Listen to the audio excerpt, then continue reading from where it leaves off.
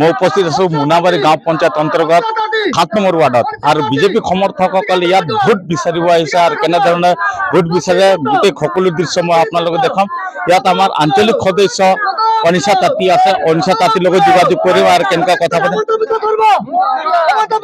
অনিশা, আপুনি এবাৰ নতুনকৈ আঞ্চলিক পঞ্চায়ত সদস্যত আপুনি উঠিছে আৰু কেনে ধৰণৰ সঁহাৰি পাইছে? মই ৰাইজৰ সঁহাৰি পাইছো, সকলো ৰাইজে সন্মান কৰিছে আৰু আগবাঢ়ি ওলাই আহিছে, লগত সহযোগিতা আগবঢ়াইছে। আপুনি এবাৰ নতুন প্ৰতিনিধি হিচাপে বা নতুন সদস্য হিচাপে কেনে ধৰণৰ ভোট বিচাৰিছে আৰু ৰাজ্য কি কামৰ প্ৰতি মানে আহ্বান জনাইছে ভোট দিয়ক বুলি?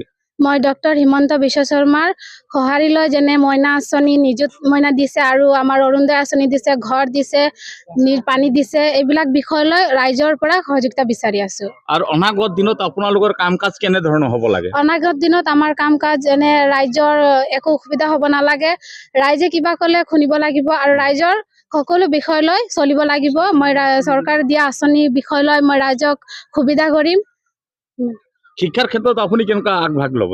শিক্ষাৰ ক্ষেত্ৰত যেনে স্কুল এইবিলাক লৈ স্কুল শিক্ষক শিক্ষয়িত্ৰীৰ লগত যোগাযোগ কৰি শিক্ষা কেনেকৈ চলিছে চলা নাই ভালকৈ এইবিলাক বিষয় ল'ম আৰু সকলো ছাত্ৰ ছাত্ৰীক ইমানে ক'ম যে শিক্ষাটো লিয়াটো ভাল কথা।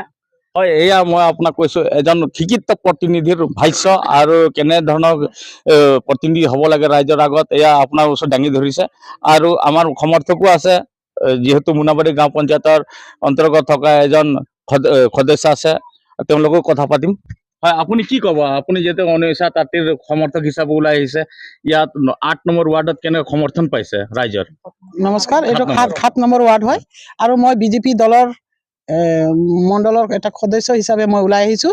বিজেপি দলৰ যিবিলাক মানে কাম কাজ, আমাৰ যিবিলাক আঁচনি, সেই আঁচনিবিলাকৰ ওপৰত যিবিলাক মানে ৰাইজে সঁহাৰি পাইছে, ৰাইজে ছাপোৰ্ট কৰিছে আৰু আমাৰ এইটো মোনাবাৰীৰ পঞ্চায়তৰ পৰা আঞ্চলিক চেয়াৰমেন আমাৰ জিলা পৰিষদ বিপুল ভোটত জিকিব বুলি আমি আশা কৰিছোঁ।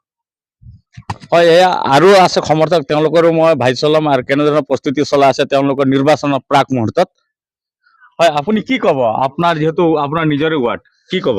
মোৰ ৱাৰ্ডতো বিপুল ভোটত জয়যুক্ত হ'ব। মোৰ ৱাৰ্ডত ভোটাৰ আছে আপোনাৰ 1002টাৰ ভিতৰত 800 100% পাবই আৰু বিপুল ভোটত আমাৰ 7 নম্বৰ ৱাৰ্ডৰ পৰা জয়যুক্ত হ'ব বুলি আমাৰ।